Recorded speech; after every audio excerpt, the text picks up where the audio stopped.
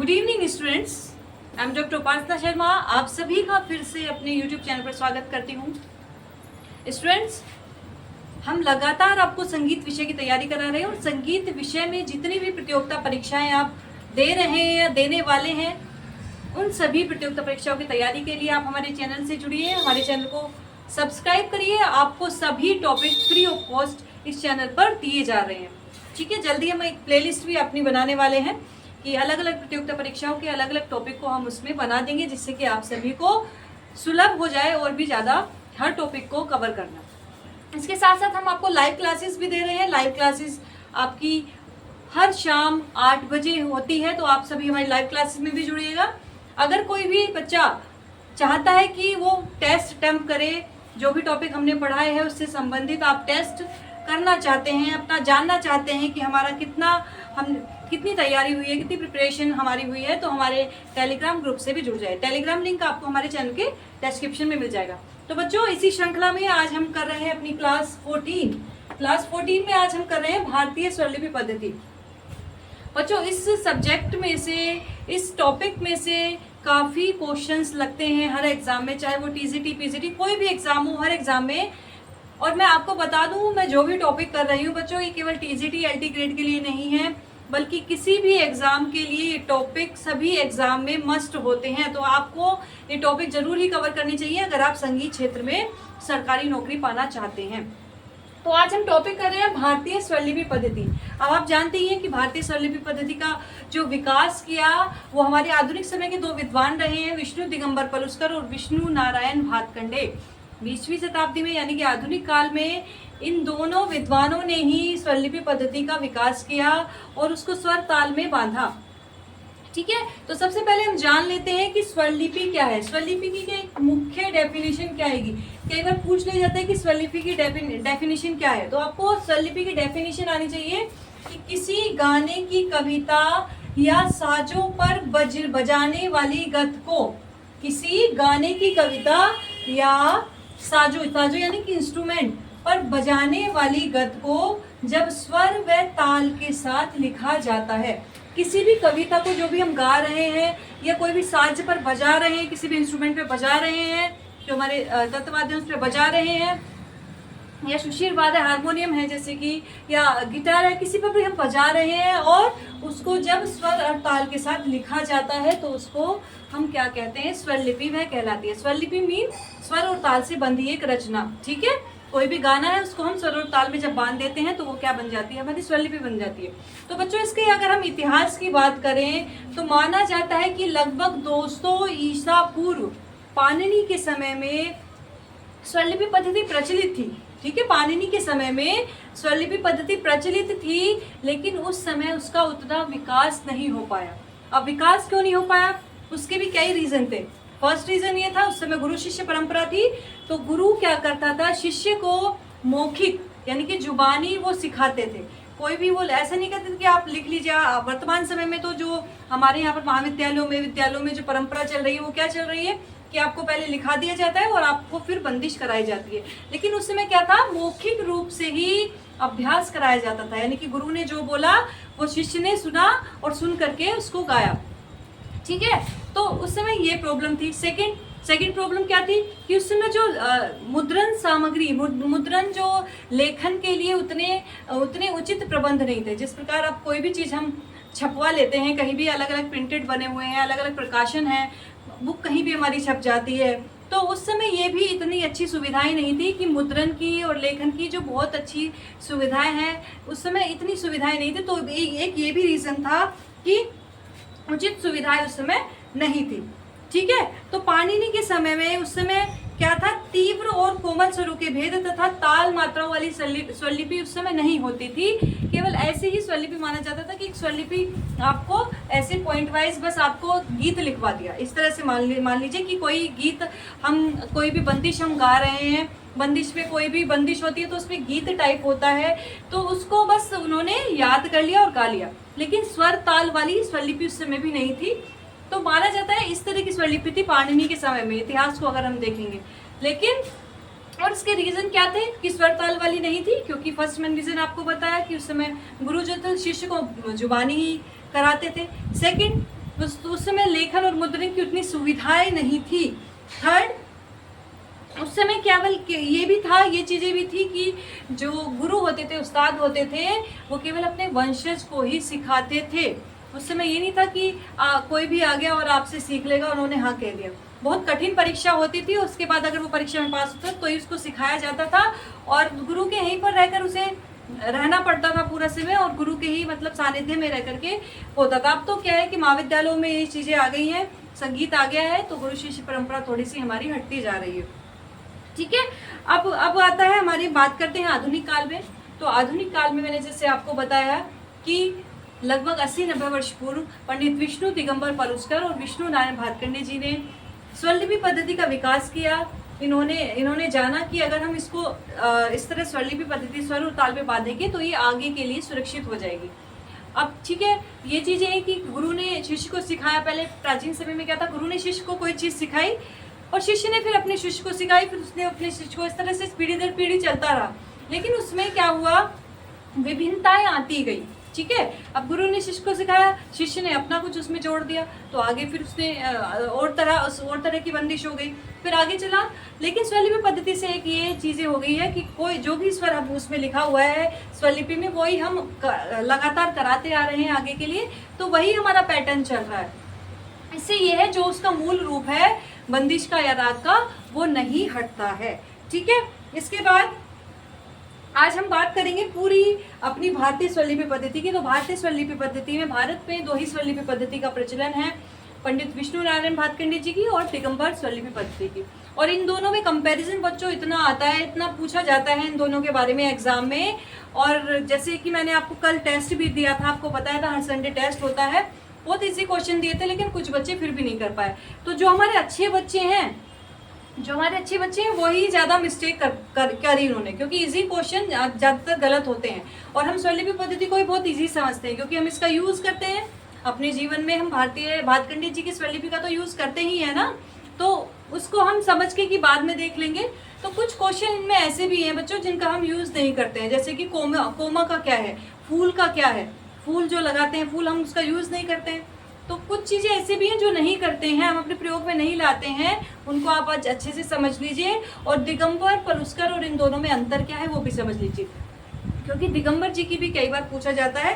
तो बहुत important topic है बच्चों, अच्छे से ये करना है। तो आपको पता ही चल गया कि 2 विद्वानों ने स्वरलिपि पद्धति को आगे बढ़ाया, और हमारे पंडित विष्णु नारायण भातखंडे जी ने इसे पुस्तक में भी पिरोया, जिस पुस्तक का नाम है किरमत पुस्तक मालिका, जिसके कितने भाग हैं, 6 भाग हैं। तो स्वरलिपि की आपको डेफिनेशन पता चल गई, स्वरलिपि का इतिहास पता चल गया कि पाणिनि के समय में था उस समय, लेकिन उस समय स्वरताल से बंधी रचना नहीं होती थी। और इसके बाद किसने इसको स्वरलिपि को आगे बढ़ाया वो आपको पता चल गया। अब हम विस्तृत रूप में इन दोनों विद्वानों की स्वरलिपि पद्धति के विषय में जानेंगे। अब इन दोनों विद्वानों ने स्वरलिपि पद्धति का विकास किया, लेकिन भातखंडे जी की स्वरलिपि पद्धति अत्यंत सरल थी और बच्चों को वो जल्दी से, स्टूडेंट्स विद्यार्थियों को जल्दी से समझ में आ गई, तो उसी का ही जल्दी प्रचार हुआ। जैसे कि इसलिए होता है भाई, जिस टीचर का जल्दी समझ में आ रहा है उसको बच्चे ज़्यादा प्रिफर करेंगे। तो इनकी पद्धति जो स्वरलिपि पद्धति थी वो सुगम थी, सुलभ थी, इसलिए इसका अधिक प्रचार प्रसार हुआ। तो आज हम बात कर रहे हैं विष्णु दिगंबर पलुस्कर जी की, और एक हम इधर बना लेंगे। इस तरह से कंपैरिजन में अगर हम करेंगे बच्चों, याद तो हम कर लेते हैं, लेकिन अगर हम इसको कंपैरिजन में याद करेंगे तो वो जल्दी हमारी कवर हो जाएगी। अगर हम इसको बना लें, इधर बना लें हम पलुस्कर जी की स्वरलिपि पद्धति, ठीक है, और इधर बना लें भातखंडे जी की स्वरलिपि पद्धति, ठीक है। पलुस्कर जी की स्वरलिपि पद्धति हो गया और इधर हो गया भातखंडे जी की स्वरलिपि पद्धति। अब सबसे पहले हम मध्य सप्तक की बात कर लेते हैं। 3 सप्तक हमारे होते हैं, तीनों सप्तकों की बात कर लेते हैं। तो सबसे पहले मान लेते हैं हम मध्य सप्तक, ठीक है। मध्य सप्तक में क्या करते हैं, पलुस्कर जी की स्वरलिपि में स्वरों के ऊपर कोई चिन्ह नहीं, स्वरों के, लिखते जाइए सभी, स्वरों के ऊपर नीचे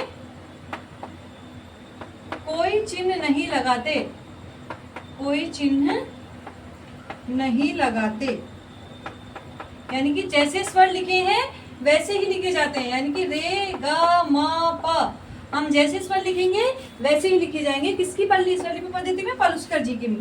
और सेम आपका भातखंडे जी में आएगा। ठीक है, हम अपने मध्य सप्तक में कुछ लगाते ही नहीं है स्वरों के नीचे या ऊपर। तो सभी नोट डाउन करते जाइए। नेक्स्ट बात करते हैं हम मंद्र सप्तक।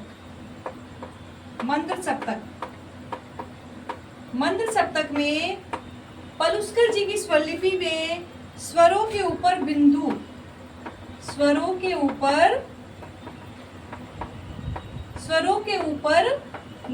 लगाते हैं बच्चों। ठीक है, स्वरों के ऊपर बिंदु लगाते हैं। जैसे कोई भी उदाहरण, अगर हम माँ लिख रहे हैं तो उसके ऊपर बिंदु पा धा नी। ये कौन से सप्तक में? मंद्र सप्तक में। लेकिन भातखंडे जी की स्वरलिपि में स्वरों के नीचे बिंदु लगाते हैं। किसमें? मंद्र सप्तक में। आपको पता ही है, आप यूज करते हैं स्वरों के नीचे बिंदु। तो कंपैरिजन में अगर हम देखें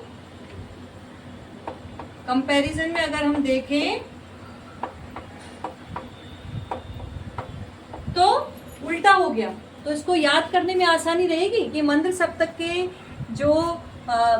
के जो स्वर दिखाते हैं पलुस्कर पद्धति में ऊपर बिंदु लगाते हैं, और मंद्र सप्तक के जो स्वर लगाते हैं अपने में तो हमको पता ही है नीचे बिंदु लगाते हैं।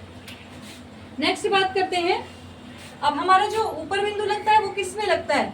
तार सप्तक में लगता है। तो वो भी कई बार हमारा कंफ्यूजन क्रिएट हो जाता है, तो वो भी आपको ध्यान रखना है। ठीक है, नेक्स्ट बात करते हैं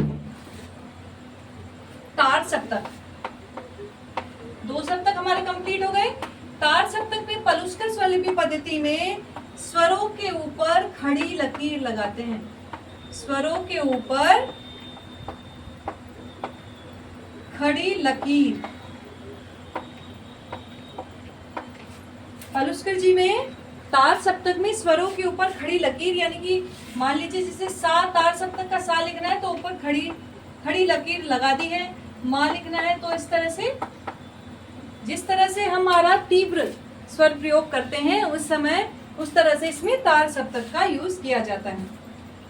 और भातखंडे स्वरलिपि में आपसे भी जानते हैं कि तार सप्तक के लिए स्वरों के ऊपर बिंदु लगा देते हैं। ठीक है बच्चों, स्वरों के ऊपर बिंदु लगा देते हैं, जैसे कि सा, रे, गा। ठीक है, जो हमारे नए बच्चे हैं, बीए के बच्चे हैं, वो भी समझ लीजिए, बहुत इंपॉर्टेंट टॉपिक है। अब बात करते हैं कोमल स्वर की। मेन तो हमें पलुस्कर जी के पे ध्यान देना है, और जो नए बच्चे हैं उनको तो भातखंडे जी के पे भी ध्यान देना है, क्योंकि वो स्वरलिपि भी लिखते हैं। हमारे बीए के बच्चे, 11-12 के बच्चे या प्रभाकर कर रहे हैं, वो भी गलती कर देते हैं। तो कोमल स्वर को पलुस्कर स्वरलिपि पद्धति में किस तरह से लिखेंगे? स्वरों के नीचे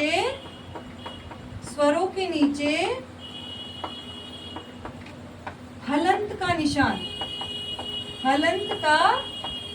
लगाते हैं। स्वरों के नीचे हलंत का निशान लगाते हैं, यानी कि अगर कोई स्वर हम लिख रहे हैं, रे लिख रहे हैं, तो इस तरह से लगाएंगे। हलंत होता है ना, इस तरह से हलंत लगाएंगे नीचे। डैश एक तरह से मान लीजिए, तो स्वरों के नीचे इसमें हलंत लगाते हैं। और आपको पता ही है कि भातखंडे जी में क्या लगाते हैं? स्वरों के नीचे, कोमल स्वर में स्वरों के नीचे आड़ी रेखा। तो कई बार ये भी पूछ लिया जाता है कि स्वरों के नीचे आड़ी रेखा किस उसमें लगाते हैं। इनकी डेफिनेशन भी याद कर लीजिए। आड़ी रेखा यानी कि रे कोमल दिखाना है, तो इस तरह से हम लगाएंगे। ओके बच्चों, चलिए नेक्स्ट। तार सप्तक हमने जान लिया, कोमल स्वर हमने जान लिए। अब हम जानेंगे तीव्र स्वर। अब मैं कंपैरिजन में आपको ये करा रही हूँ, इसलिए कंपैरिजन में आपको इजीली ये याद हो जाएगी। तीव्र स्वर,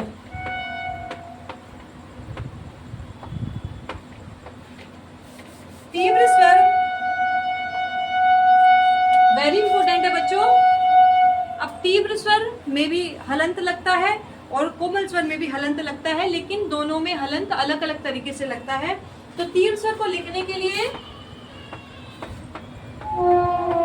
स्वरों के नीचे उल्टा हलंत, स्वरों के नीचे उल्टा हलंत, यानी कि जैसे कि कोई भी स्वर है तो इस तरह से हम लगा रहे हैं, ठीक है। हमने कोमल में किस तरह से लगाया, कोमल में हमने इस तरह से लगाया, लेकिन हम तीव्र में किस तरह से लगाएंगे, उल्टा हलंत लगाएंगे, ठीक है। अब इस इधर क्या लगाएंगे, भातखंडे जी ने आपको पता ही है, स्वरों के ऊपर खड़ी लकीर, क्या लगाएंगे, खड़ी लकीर, यानी कि जैसे जैसे कोई भी उदाहरण, माँ तीव्र को दिखाएंगे, एक ही स्वर हमारा तीव्र होता है, तो इस तरह से इसको लिखिए।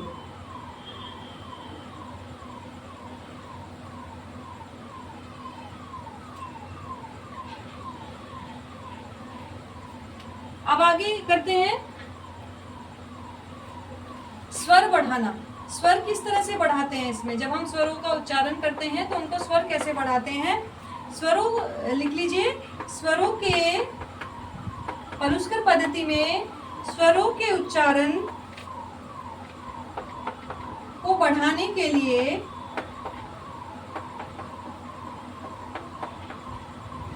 अवग्रह चिन्ह का प्रयोग करते हैं।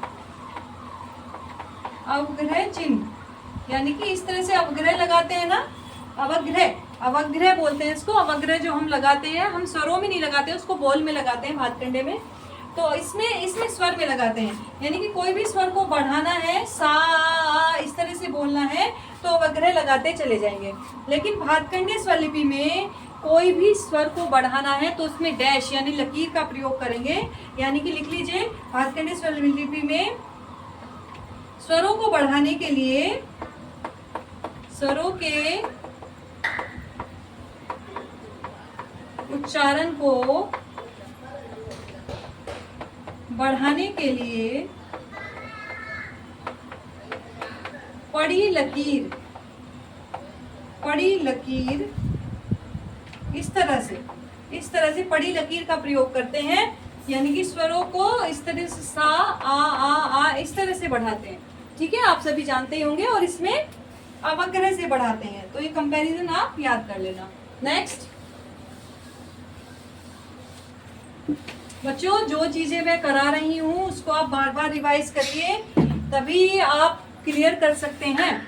आप रेगुलर पढ़ेंगे तभी आप अपना जो एग्जाम है वो क्लियर कर सकते हैं, वरना बीच में अगर आपने छूटा या आपका रिवाइज नहीं हुआ तो फिर चांस कम हो जाते हैं, ठीक है।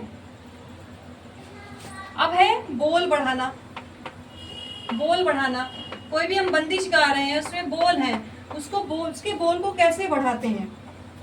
गीत के अक्षर या बोल को लंबा करने के लिए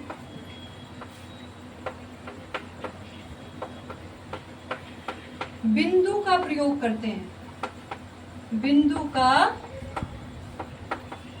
करते हैं। ठीक है। जैसे कि कोई भी हम बोल गा रहे हैं, यानी कि मान लीजिए हम किसी भी बंदिश में राम शब्द आया, ठीक है, राम शब्द आया।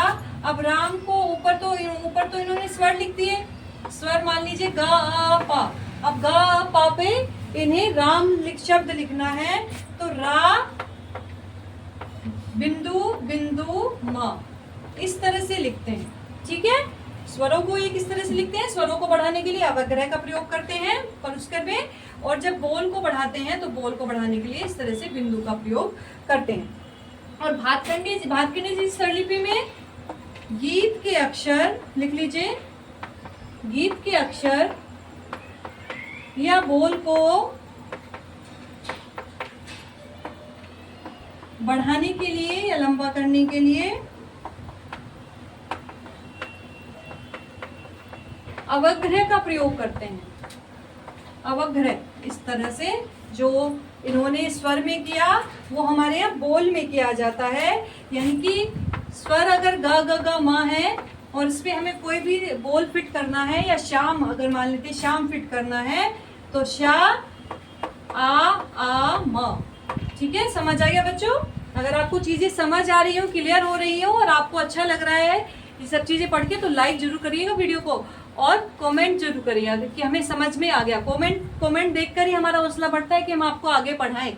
ठीक है बच्चे, तो जो भी हमारे वीडियो को चाहता है कि वीडियो आए, रोज नई नई हमें टॉपिक पता चले, तो आप हमारे कमेंट जरूर करिएगा, ठीक है। और जिन बच्चों ने सब्सक्राइब नहीं किया है चैनल को सब्सक्राइब कर लें। बहुत से बच्चे ऐसे वीडियो देखते रहते हैं और सब्सक्राइब चैनल को करते ही नहीं है, तो चैनल को सब्सक्राइब भी कर लीजिए बच्चों, ठीक है। तो ये हो गया आपका बोल बढ़ाना।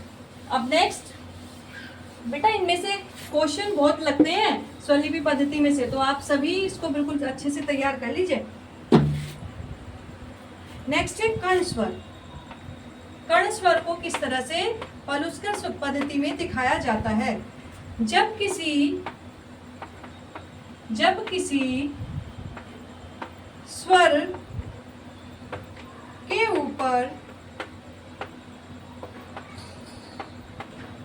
दूसरा स्वर लिखा हो तो वह कर्ण स्वर होगा, ठीक है। इसी तरह से हमारे उसमें भी ऐसे ही होता है, यानी कि पा के ऊपर अगर गा लिखा है तो गा स्वर को हम छूते हुए पा को गाएंगे। जब पा को हम गाएंगे तो किस स्वर को छुएंगे? गा को छुएंगे, तो ये हमारा कर्ण स्वर हो गया। इसी तरह सेम भातखंडे में आ जाएगा, सेम ही लिख लेंगे, बिल्कुल सेम आ जाएगा। किसी भी कर्ण स्वर को लिखना है तो इस तरह से लिखेंगे। और कर्ण भी हमारे दो प्रकार के होते हैं, जो भारतीय संगीत में है उसको हम पूरी डेफिनेशन आपको पढ़ाएंगे कि पूर्व लगन कर्ण, अनुलगन कर्ण, उनको किस तरह से यूज करते हैं वो भी हम आपको पूरी डेफिनेशन के साथ अगली वीडियो में बताएंगे, ठीक है। तो कर्ण स्वर दोनों में सेम है, तो कर्ण स्वर का कोई भी इसमें चेंज नहीं है।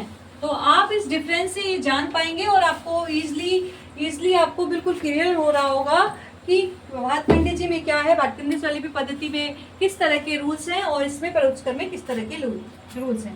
अब ताल चिन्ह, जिनसे बहुत ही क्वेश्चन बनते हैं, ताल चिन्ह से बहुत क्वेश्चन बनते हैं बच्चों।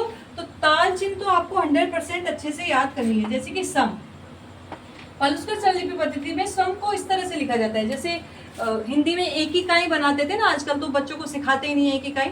मैं तो अपने बच्चों को सिखा रही हूँ। देखो 1 2 3 4 ये अलग अलग बात है, लेकिन बच्चों को ये भी पता होना चाहिए कि 56 कितना है, 59 कितना है, 69 कितना है। तो आप भी अगर हिंदी भाषा को आगे बढ़ाना चाहते हैं ना बच्चों, जरूर अपने बच्चों को सिखाइए। जो भी फैमिली में है आसपास अपने बच्चों को सिखाइए कि 59 69 79 भी उनको पता होना चाहिए, केवल 79 69 नहीं, ठीक है। तो ताल चिन्ह हमारा क्या है? सम यानी कि किस तरह दिखाते हैं? जैसे एक इकाई होता है। और हमारे भातखंडे पद्धति में तो आप जानती हैं सम को किस तरह से दिखाते हैं? क्रॉस की तरह दिखाते हैं, ठीक है। नेक्स्ट, खाली को किस तरह से दिखाते हैं? पलुस्कर पद्धति में खाली को दिखाते हैं प्लस, जैसे कि प्लस का चिन्ह होता है, इसे खाली को दिखाते हैं। और भातखंडे पद्धति में खाली को इस तरह से दिखाते हैं, यानी कि 0 की तरह दिखाते हैं। ताली दोनों में सेम है बच्चों, ताली दोनों में सेम है, यानी कि 2 3 4 जो भी हमारी काउंटिंग होती है, जितने भी हमारे विभाग होंगे उसके अनुसार ही ताली दिखाई जाती हैं। इसी तरह भातखंडे में भी जो भी हमारे विभाग होंगे उनकी तो उसकी तरह ही काउंटिंग आपको दिखाई जाएगी, ठीक है। अब शुद्ध स्वर आपको पता ही है, शुद्ध स्वर दोनों का सेम है बच्चों। शुद्ध स्वर किस तरह दिखाते हैं कि स्वरों के ऊपर नीचे कोई भी चिन्ह नहीं लगाते, स्वरों के ऊपर नीचे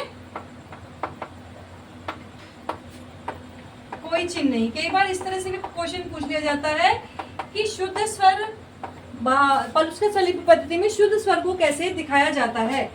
तो हम कई बार, मैंने इसलिए आपको लिखवाया क्योंकि ये लिखवाया नहीं ज्यादा, तो हम कई बार सोच में पड़ जाते हैं यार शुद्ध स्वर तो हमने पढ़ा ही नहीं, तो उसमें क्या हो सकता है, तो उसको गलत कर लेते हैं। तो शुद्ध स्वर आप याद रखेंगे, इसमें कोई भी चिन्ह नहीं लगाते हैं, ठीक है। नेक्स्ट,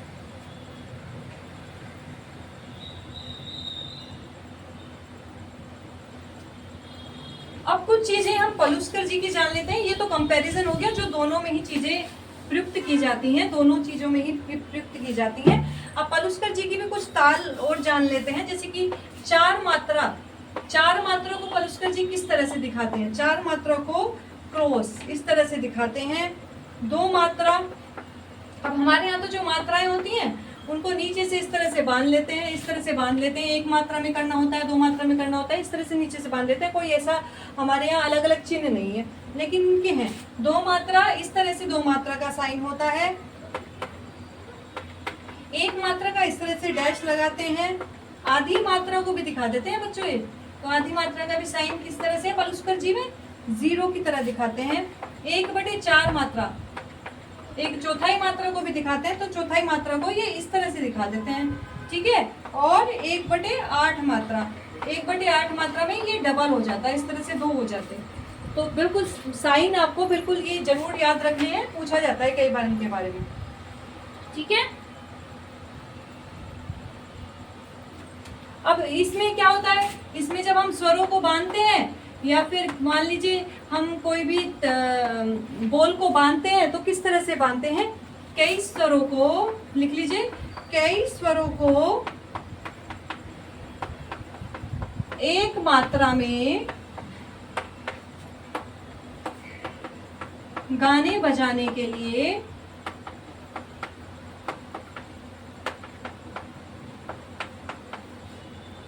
अर्धचंद्राकार साइन लगा लेते हैं, इस तरह से अर्धचंद्राकार। यानी कि कोई भी स्वर हम अगर एक मात्रा में 3 स्वर लेने हैं तो उस मात्रा में 3 स्वर लिख के नीचे से इस तरह से बांध देंगे। अगर 4 स्वर लेने हैं तो एक ही मात्रा में, तो उसे इस तरह से बांध लेंगे। तो ये तो हमें पता ही है, यही चीजें करती हैं। अब भातखंडी जी में मंद्र सप्तक के लिए तो एक बिंदु लगाते ही हैं। अब ये भी आप ध्यान कर लीजिए कि अगर पूछा जाए अति मंद्र सप्तक, है ना, अति मंद्र सप्तक अगर भातखंडी जी में पूछा जाए तो अति मंद्र सप्तक के लिए नीचे 2 बिंदुओं का प्रयोग करते हैं। यानी कि नी को हमें अगर अति मंद्र सप्तक में लिखना है तो एक बिंदु तो लगाएंगे, उसके साथ दो बिंदु लग जाएंगे अति मंद्र सप्तक में। अगर केवल मंद्र सप्तक हमें जानना है तो केवल एक बिंदु लगाएंगे, और अगर हमें अति मंद्र सप्तक पूछा जाता है कि या अति तार सप्तक पूछा जाता है तो उसमें ऊपर 2 बिंदु लग जाएंगे, तार सप्तक में, अति तार सप्तक में, और अति मंद्र में नीचे 2 बिंदु लग जाएंगे। ठीक है बच्चों, समझ में आ रहा है?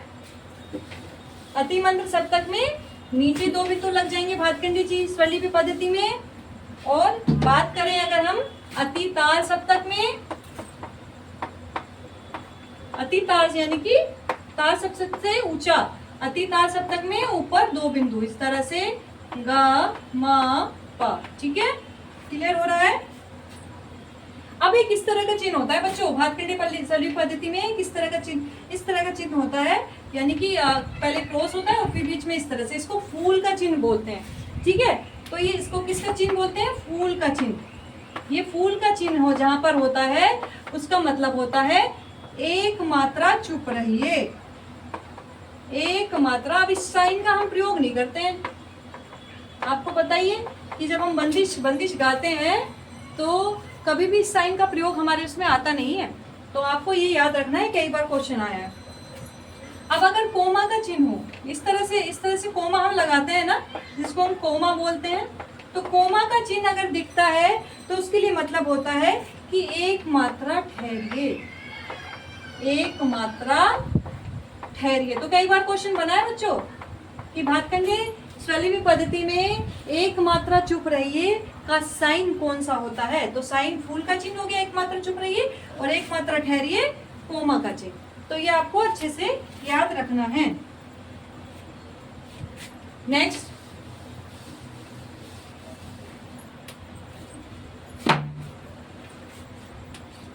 है बच्चों मींड। मींड का स्वर किस तरह से दिखाते हैं? मींड के स्वर को किस तरह से दिखाते हैं? अगर स्वरों के ऊपर इस तरह का चिन्ह है, इस तरह का चिन्ह है, तो वो क्या कहलाएगा? मींड का चिन्ह कहलाएगा।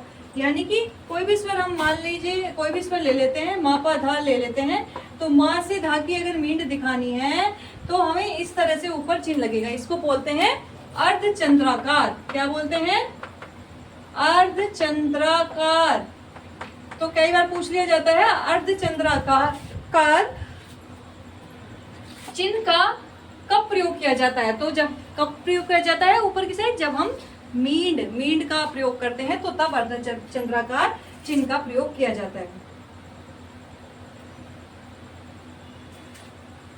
एक स्वर, एक इस तरह से हम स्वर को लिखते हैं जिसको हम खटका भी बोलते हैं। आप सभी जानते भी होंगे थोड़ा बहुत कि अगर कोई स्वर इस तरह से लिखा हुआ है, अगर कोई स्वर इस तरह से लिखा हुआ है तो इसको हम क्या बोलते हैं, खटका, है ना। खटके को हम किसी भी स्वर को कोष्टक में लिखते हैं। तो पहले क्या होता है, इसको करने के लिए पहले हमें क्या करना लगता है, उसके बाद का स्वर, पहले इसको गाने के लिए हमें पहले उसके बाद का स्वर, फिर उसके पहले का स्वर,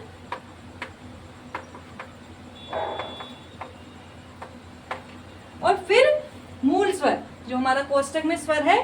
तो इससे हमारा खटका बनता है, इससे हमारा खटका बनता है। यानी मान लीजिए अगर पा को हम गा रहे हैं तो पहले उसके बाद का स्वर को हम लगाएंगे, फिर उसके पहले के स्वर को लगाएंगे, और फिर यानी कि पा के बाद का स्वर धा, और पा के पहला स्वर मा, और फिर वापस पा। तो इस पा का मतलब इन 4 स्वरों से हुआ। तो कई बार ये भी पूछ लिया जाता है, कोष्ठ में कोई भी स्वर दे दिया जाएगा, कोष्ठ में कोई भी स्वर दे दिया जाएगा कि बताइए इसका क्या मतलब है। तो इसका मतलब ये खटका है। खटका 4 स्वरों से बनता है। 4 स्वरों से कैसे बनता है कि जो मूल स्वर है उसका पहले बाद का स्वर करते हैं यूज, फिर उसके पहले का स्वर यूज करते हैं, और आगे पीछे फिर वो मूल स्वर लगा दिया जाता है। तो ये क्या कहलाता है, हमारा खटके का स्वर कहलाता है। कई बार पूछा गया है बच्चों, तो इसको ध्यान रखना। तो बच्चों आज हमने किया बहुत इंपॉर्टेंट टॉपिक भारतीय स्वरलिपि पद्धति। भारतीय स्वरलिपि पद्धति के साथ साथ पाश्चात्य स्वरलिपि पद्धति में भी हम आगे करेंगे कि स्टाफ स्वरलिपि पद्धति क्या है, न्यूम्स क्या है, सोल्फा क्या है। तो इसको जानने के लिए आप पूरी हमारी वीडियो को देखिए, पूरा एक्सप्लेनेशन सुनिए। जो चीज़ें मैंने आपको बोल के बताई हैं उनको भी सुनना जरूरी है बच्चों। अगर आप नहीं सुनेंगे तो फिर वही चीज़ें हैं, आप चीज़ें मिस कर जाएंगे। अगर आपको एक ही बार में, एक ही झटके में आपको क्लियर करनी है कोई भी कंपटीशन, तो आपको डीपली पढ़ना होगा। डीपली पढ़ने के लिए आप हमारे चैनल से जुड़िए और फुल एक्सप्लेनेशन पाइए। Thank you so much.